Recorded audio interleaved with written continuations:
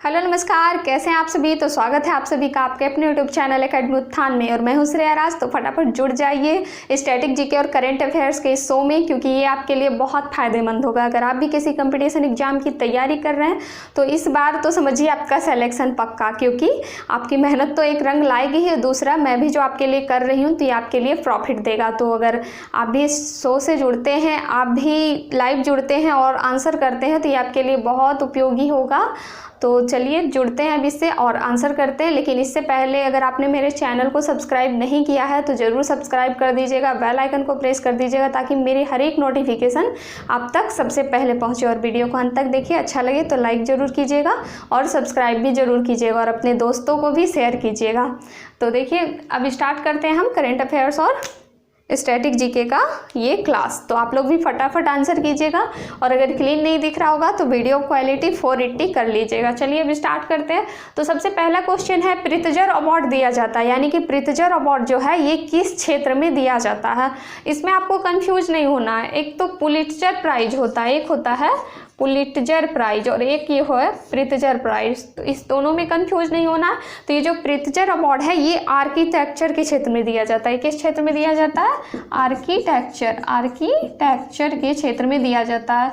जैसे कि हिंदी में देखिए, इसे आर्किटेक्चर को अगर हम कहें कि आखिर होता क्या है तो ये एक तरह का वास्तुकला है। आर्किटेक्चर एक तरह का वास्तुकला, इसीलिए कभी कभी क्या किया जाता है कि डायरेक्ट प्रित्जर आर्किटेक्चर प्राइज लिख दिया जाता है। यानी कि प्रित्जर आर्किटेक्चर प्राइज किस क्षेत्र में दिया जाता है? तो ये वास्तुकला के क्षेत्र में दिया जाता है, वास्तुकला के क्षेत्र में। और ये जो पुलिट्जर प्राइज है ये दिया जाता है पत्रकारिता के क्षेत्र में। ये मास कम्युनिकेशन, जिसे आप जर्नलिज्म कहते हैं, तो ये पत्रकारिता के क्षेत्र में दिया जाता है। अब ये आर्किटेक्चर यानी कि प्रित्जर अवार्ड की शुरुआत कब हुई? तो ये इसकी शुरुआत हुई 1979 में। 1979 में एक व्यक्ति थे ए जे प्रित्जर, एक व्यक्ति थे ए जे प्रित्जर। तो इन्हीं ने इसका फाउंड किया, इन्हीं ने इसकी स्थापना की, तो इसी वजह से इनका नाम भी पड़ गया प्रित्जर अवार्ड। तो ये वास्तुकला के क्षेत्र में दिया जाता है, इसे आप ध्यान में रखिएगा। अब दूसरा क्वेश्चन है, देखिए ग्लोबल टीचर अवार्ड किसे मिला है? ग्लोबल टीचर अवार्ड हाल ही में ये किसे मिला है? तो ये मिला है रणजीत सिंह डिसाले को। रणजीत सिंह डिसाले को, रणजीत सिंह नामक डिसाले नामक एक व्यक्ति हैं जो कि कहाँ से बिलोंग करते हैं? तो ये महाराष्ट्र के हैं। रणजीत सिंह डिसाले कहाँ के हैं? ये महाराष्ट्र के हैं और इसे ही मिला है ग्लोबल टीचर अवार्ड। और क्यों मिला? कभी कभी क्वेश्चन इस तरह से भी आ सकते हैं कि क्यों मिला ये अवार्ड। तो ये मिला है एनसीईआरटी की जो बुक होती है, आपकी एनसीईआरटी की जो बुक होती है, इस एनसीईआरटी के बुक के पीछे क्यूआर कोड के लिए, इस एनसीईआरटी बुक के पीछे क्यूआर कोड, इस क्यूआर कोड का मतलब होता है क्विक रिस्पॉन्स, क्विक रिस्पॉन्स। तो इसी क्विक रिस्पॉन्स के लिए इन्हें मिला है global teacher award, Ranjit Singh Disale को। ये महाराष्ट्र के हैं। अब देखिए तीसरा नंबर क्वेश्चन है कि किस कंपनी ने प्रोजेक्ट लून बंद कर दिया? आप भी बताइएगा किस कंपनी ने प्रोजेक्ट लून बंद कर दिया है? तो ये जो किया है ये किया है गूगल कंपनी ने। गूगल नामक कंपनी ने प्रोजेक्ट लून बंद कर दिया है। अब ये गूगल जो है ये एक बहुराष्ट्रीय कंपनी है, कभी कभी पूछ लिया जाएगा। तो गूगल जो है ये बहुराष्ट्रीय कंपनी है। आपने 10th में ही पढ़ा होगा कि आखिर ये बहुराष्ट्रीय कंपनी होता क्या।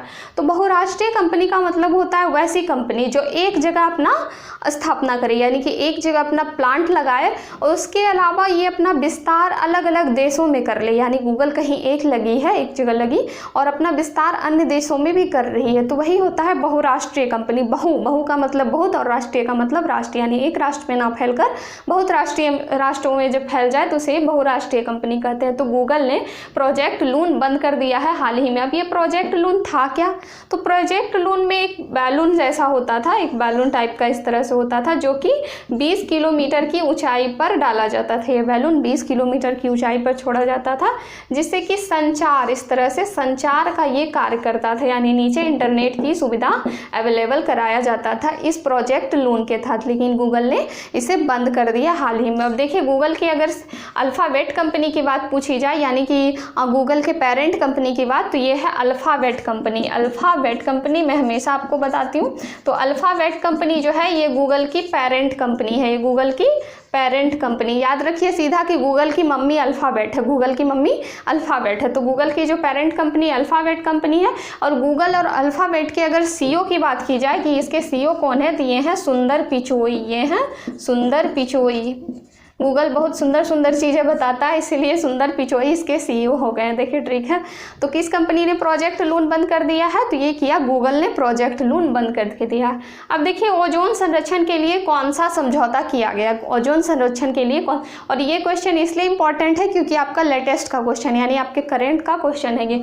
अब देखिए ओजोन संरक्षण के लिए कौन सा समझौता किया गया? तो जब आपको पता है कि 1985 में जब ओजोन में ये देखा गया, छिद्र देखा गया, ओजोन परत में छिद्र का आभास किया गया अंटार्कटिका के ऊपर। अंटार्कटिका एक क्षेत्र है जहाँ की छिद्र का आभास किया गया। जैसा कि आपको पता है कि जैसे जैसे जनसंख्या बढ़ी, लोगों की आवश्यकता बढ़ी, मशीनीकरण बढ़ा, तो पृथ्वी पर जो है CFC क्लोरोफ्लोरोकार्बन इसकी मात्रा बढ़ गई और ये क्लोरोफ्लोरोकार्बन ये जो ओजोन परत थी उसे नुकसान पहुँचाने लगा और इसी नुकसान की वजह से 1985 में अंटार्कटिका में छिद्र देखा गया। और जब ये एक चिंता का विषय बन गया क्योंकि आपको पता है कि ओजोन परत सूर्य से आने वाली पराबैंगनी किरणों से हमारी रक्षा करती है, और जब ये इसमें छिद्र होने लगा तो धरती पर जो है कई रोग होने लगे, जैसे कि त्वचा कैंसर, तो इस तरह की जो गंभीर बीमारियां होने लगी। तो इन डिजीज से छुटकारा के लिए, इन्हीं की रोकथाम के लिए, ओजोन परत के संरक्षण के लिए ही 16 सितंबर 1987 में मॉन्ट्रियल प्रोटोकॉल किया गया। मॉन्ट्रियल प्रोटोकॉल कनाडा में किया गया। मॉन्ट्रियल प्रोटोकॉल कहाँ किया गया? कनाडा के मॉन्ट्रियल में। तो कनाडा में ये समझौता किया गया जिसमें कि ओजोन के संरक्षण के लिए लोगों को जागरूक करना था। तो इसीलिए 16 सितंबर को ओजोन दिवस भी मनाया जाता है, आप ये भी ध्यान में रखेंगे। और ओजोन किस मंडल में है? ओजोन परत किस मंडल में है? तो ओजोन परत जो है ये है समताप मंडल में। ओजोन परत समताप मंडल में है और समताप मंडल में ही जो पृथ्वी का दूसरा मंडल है क्षोभ मंडल, समताप मंडल, तो उसमें और समताप मंडल में ही एरोप्लेन उड़ते हैं। समताप मंडल में ही एरोप्लेन उड़ते हैं।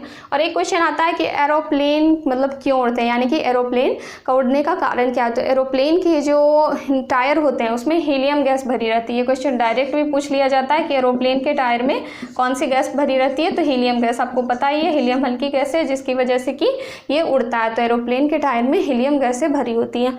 अब देखिए किस राज्य में तौसाली राष्ट्रीय शिल्प मेला हुआ? ये भी आपका करंट क्वेश्चन है। तो किस राज्य में तौसाली राष्ट्रीय शिल्प मेला का आयोजन किया गया? तो ये आयोजन किया गया ओडिशा के भुवनेश्वर में। ओडिशा के भुवनेश्वर में राष्ट्रीय तौसाली शिल्प मेला, तौसाली राष्ट्रीय भुवनेश्वर में किया गया शिल्प मेला का आयोजन। और इसकी खास बात देखिए क्या थी ये योजना, इसकी जो खास बात थी इस मेला की, इसमें थी कि इसमें 10 से 65 वर्ष के आयु के लोग ही जा सकते थे। 10 से 65 वर्ष के आयु के लोग ही जा सकते थे, क्योंकि आपको पता है कि 10 वर्ष और 65 वर्ष के जो बाद के लोग होते हैं वो लोग तो खरीदारी करते नहीं, यानी जो 10 वर्ष से कम होते हैं और जो 65 वर्ष से अधिक होते हैं वो लोग तो राष्ट्रीय शिल्प मेला में क्या करेंगे। इसीलिए यहाँ पे रोक ही लगा दिया गया कि आपको जो भी बच्चे आएंगे वो 10 से लेकर और जो भी बड़े हैं 65 वर्ष की आयु तक के ही लोग इस मेला में शामिल हो सकते हैं। और ये उड़ीसा में किया गया। उड़ीसा के CM नवीन पटनायक के द्वारा ये किया गया। इसके अलावा देखिए उड़ीसा के बहुत सारे उड़ीसा से क्वेश्चन आते हैं। एक तो कोणार्क मंदिर कहाँ है? तो ये भी उड़ीसा में है।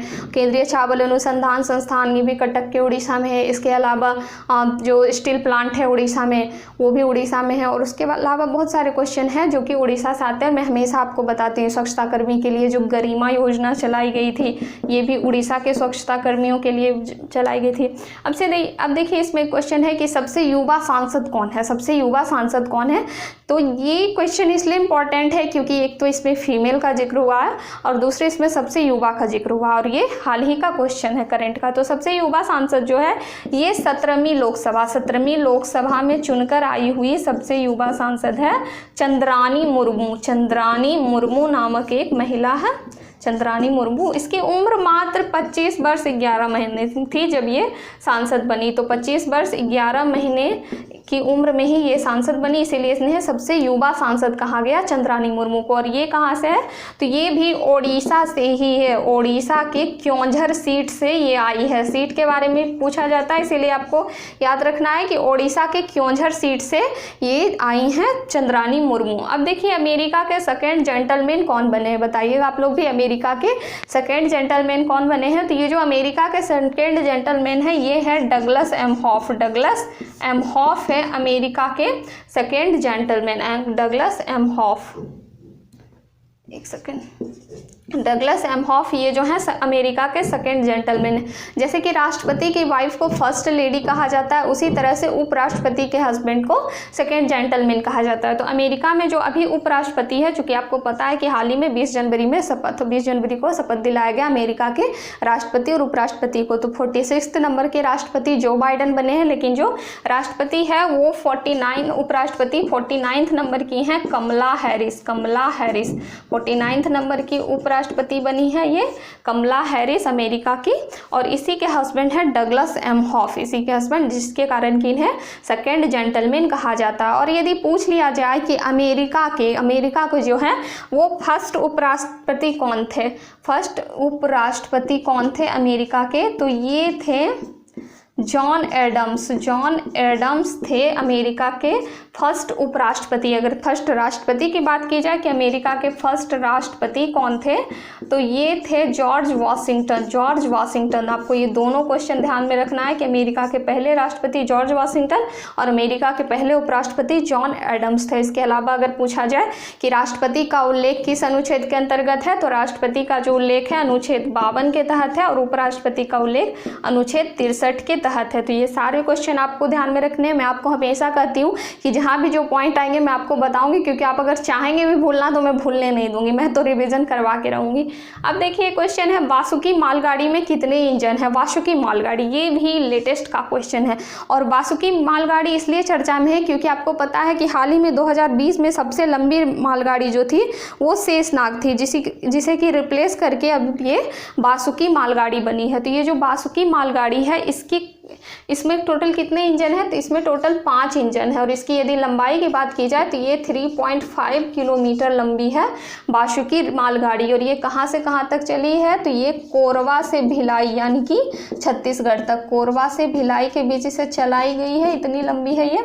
और ये 3.5 किलोमीटर लंबी है। वासुकी मालगाड़ी अभी की सबसे लंबी मालगाड़ी है, 5 इंजन है। और इससे पहले जो शेषनाग थी, इससे पहले जो शेषनाग मालगाड़ी थी, इसके बारे में भी आप जान लीजिए। तो इसकी जो लंबाई थी ये थी 2.8 किलोमीटर। शेषनाग की लंबाई थी 2.8 किलोमीटर लंबी थी ये शेषनाग मालगाड़ी, जो कि अब सबसे लंबी नहीं है। अब देखिए ग्रेट ग्रीन वॉल इनिशिएटिव का संबंध किससे है? ग्रेट ग्रीन वॉल इनिशिएटिव का संबंध किससे है? तो ये सबसे पहले ये देखते हैं कि ग्रेट ग्रीन वॉल इनिशिएटिव है क्या।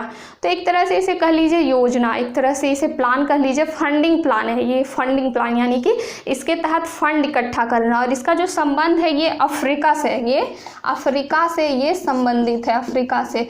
और इसमें क्या होता है कि जैसे अफ्रीका आप अगर देखे होंगे, मान लीजिए ये अफ्रीका का एरिया है पूरा, ये अफ्रीका का एरिया है, ठीक।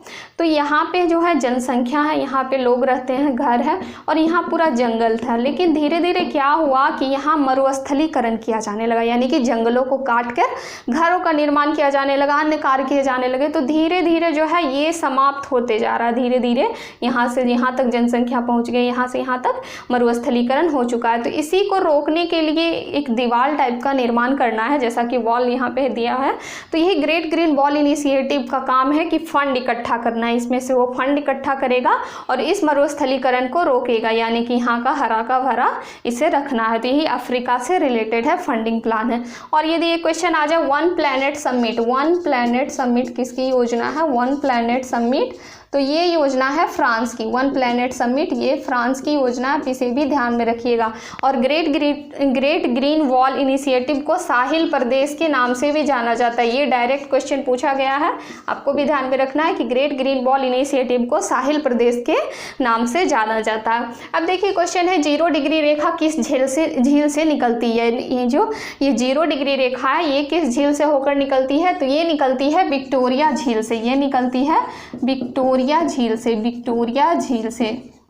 और ये विक्टोरिया झील कहाँ है? ये है अफ्रीका में, विक्टोरिया झील अफ्रीका में। और मैं आपको विक्टोरिया झील के बारे में डिटेल से बताई थी कि विक्टोरिया झील से नील नदी निकलती है, विक्टोरिया झील से नील नदी निकलती है। और ये नील नदी है ब्लू नील, वाइट नील आगे जाकर खार्तूम में मिलती है। और खार्तूम सूडान की राजधानी है, जहाँ की भी द ग्रेट ग्रैंड रेनेसां बांध का विवाद चल रहा था, जो कि 3 क्षेत्रों के बीच था। तो ये जो विक्टोरिया झील है ये 0 डिग्री रेखा यहीं से निकलती है।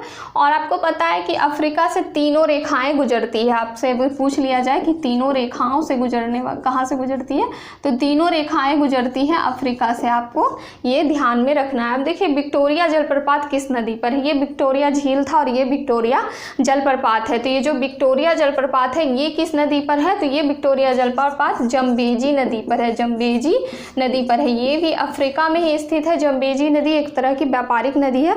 तो ये जम्बेजी नदी पर विक्टोरिया जलप्रपात है और विक्टोरिया झील से विश्व की सबसे लंबी नदी यानी नील नदी निकलती है, जिसकी लंबाई 6690 किलोमीटर है। अब देखिए राष्ट्रीय मतदाता दिवस, राष्ट्रीय मतदाता दिवस कब मनाया जाता है और क्यों मनाया जाता है। तो ये जो राष्ट्रीय मतदाता दिवस है ये 25 जनवरी को मनाया जाता है, हर साल 25 जनवरी को मनाया जाता है।